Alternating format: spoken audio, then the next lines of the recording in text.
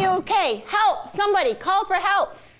Wendy Long is a paramedic for Brookings Health System, and she oversees the training of CPR. She says the first rule is to make sure you're safe and call the EMTs, then proceed with CPR. 6, 7, 8. Always check with your 2 fingers, never your thumb. Your thumb can find your own pulse, and then all of a sudden it's a good day, and it's really not. So check with 2 fingers on the side closest to you in the carotid artery, so just right underneath the jawbone here.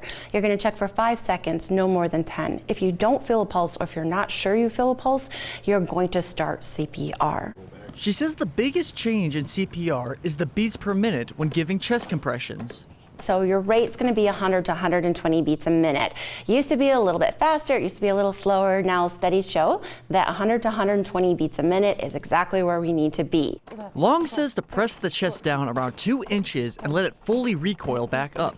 She also says the sooner chest compressions start, the better chance the person will still be alive.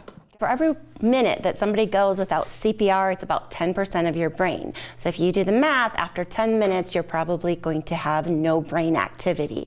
And if you're having trouble finding the tempo, Long says to remember these songs. So if you're optimistic, you can be staying alive, or that's why I'm a medic, not a singer.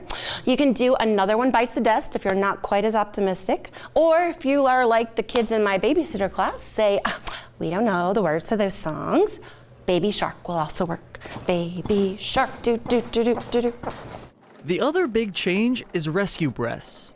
So that is once every 6 seconds for an adult and once every 2 to 3 seconds for a child.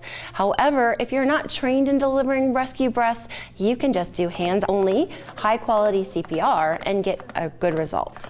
Good tips to remember are finding a hard surface. The ground is the most readily hard surface available. Keeping your shoulders over the person.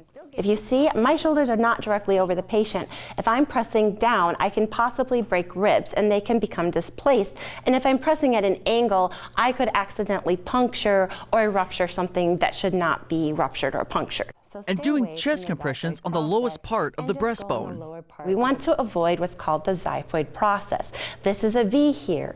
There's a little bone that floats here. We can accidentally break that off and also puncture things that should not be punctured.